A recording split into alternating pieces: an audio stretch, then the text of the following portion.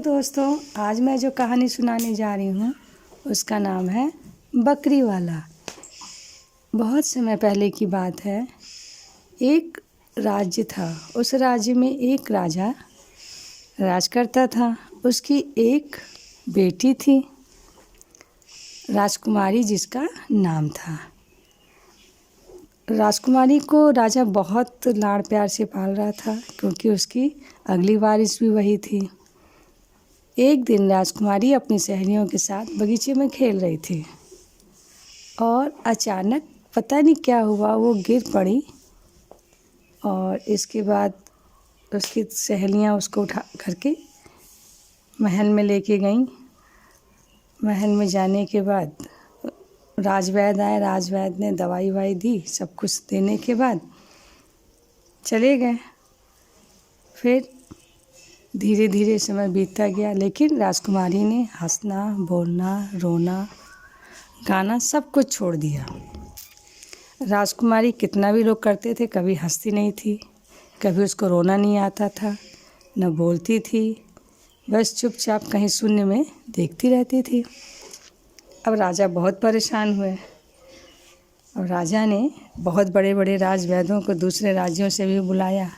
सब लोग आए, सबने जो है देखा राजकुमारी को, दवाएं दी, तरह तरह के करतब दिखाए, लेकिन राजकुमारी ने हंसना नहीं, बोलना नहीं, रोना नहीं, तो उसने कोई भी उसके शरीर पे कोई भी इस तरह के लक्षण आते ही नहीं थे। राजा जी बहुत परेशान हो गए। एक दिन बैठे हुए थे तो रानी ने कहा कि राजा साहब, हमारी एक ही बेटी है और उसकी ये गति हुई तो हम आपके बाद इस राज्य का क्या होगा। अपनी संतान को हम इस तरह से घुट घुट के मरते नहीं देख सकते हैं। आप कुछ उपाय कीजिए जिससे कि हमारी बेटी सही हो जाए। राजा जी भी बहुत दुखी और चिंतित थे। उन्होंने कहा, रानी साहिबा, मैं क्या कर सकता हूँ, जितना मुझसे करते बना। मैंने दूर दूर देशों से जो है वैद्यों को बुलाया, सब ने इलाज किया, लेकिन राजकुमारी को पता नहीं क्या हो गया है कि ठीक ही नहीं हुई।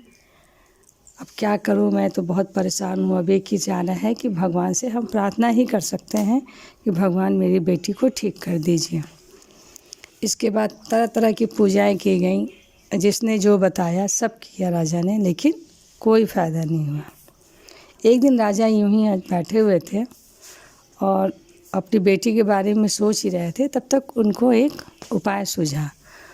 उन्होंने पूरा मुनादी करा दी, डम डम डम डम करके, पूरे अपने राज्य में और बाहर राज्यों में भी, कि जो मेरी बेटी को हंसा देगा, उसको बोलना सिखा देगा, उसको रोना सिखा देगा, उसे मैं अपना पूरा राजपाट दे दूँगा और उससे अपनी बेटी की शादी कर दूँगा।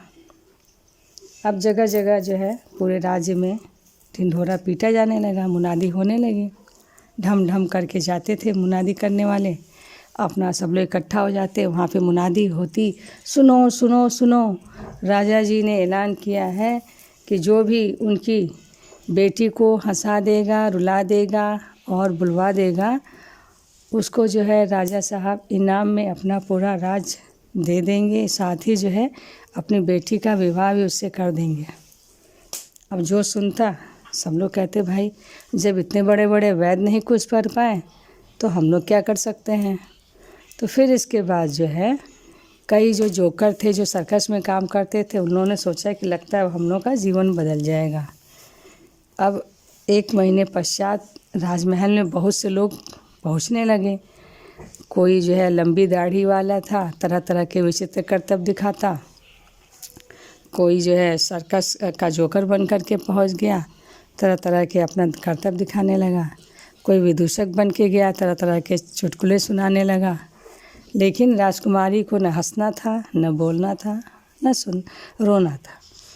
अब इसके बाद क्या हुआ कि ऐसे ही समय बीतता चला गया, लेकिन ये तरकीब भी काम नहीं आई। राजकुमारी दरबार में आती थी, बैठती थी और अपना चुपचाप उठ के चली जाती थी।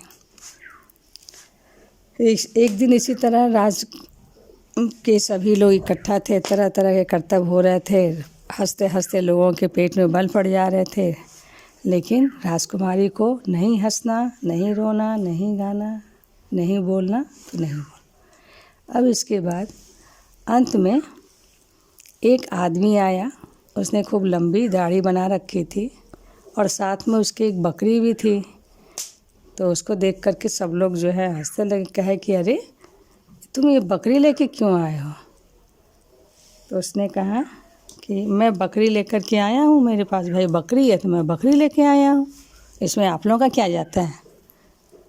सबने कहा हाँ भाई तो बात ठीक है। कहीं यहाँ पर तो बस एक ही प्रतियोगिता चल रही है ना कि जो रानी को राजकुमारी को जो हंसा देगा उसके साथ विवाह हो जाएगा। तो चाहे वो बकरी से हंसे, चाहे शेर से हंसे,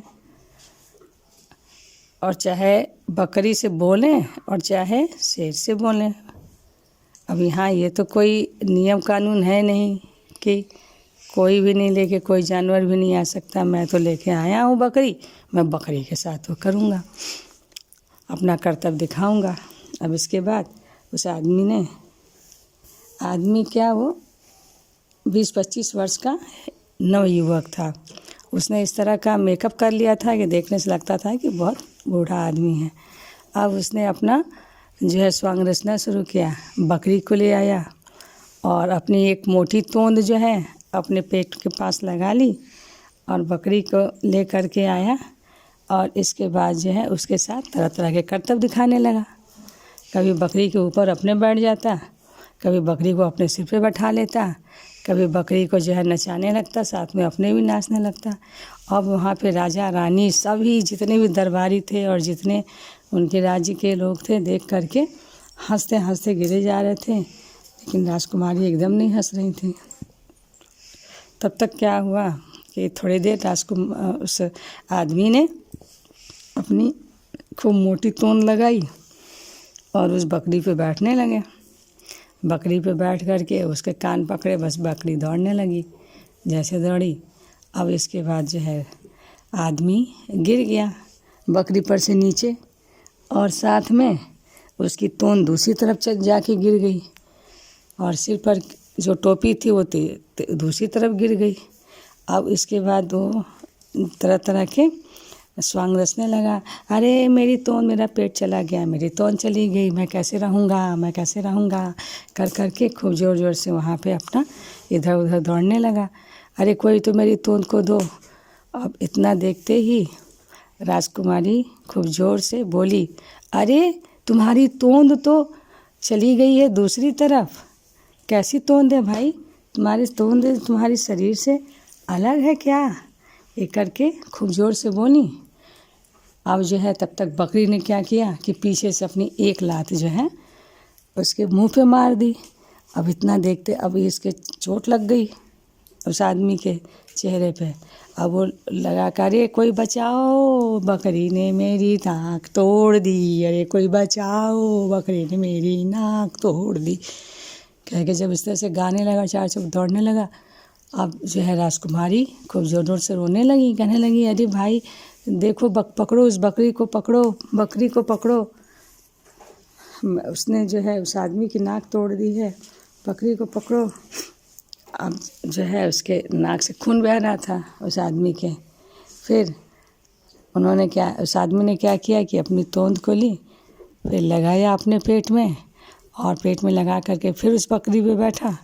बकरी ने फिर जो है दो लत्ती मारी और चली भाग। अब इनकी तोंद जो है फिर छटक के दूसरी तरफ गई और वो आदमी भी उसी तोंद के ऊपर गिर गया। अब गिरा तो इसके बाद जो है फिर चिल्लाने लगा, अरे मेरी तोंद नीचे चली गई, मुझे कोई उठाओ, मुझे कोई उठाओ। अब इसके बाद राजकुमारी खूब ज़ोर ज़ोर से हंसने लगी, ताली बजा बजा के, कूद कूद के, कि हंसते हंसते उनके पेट में बल पड़ गया।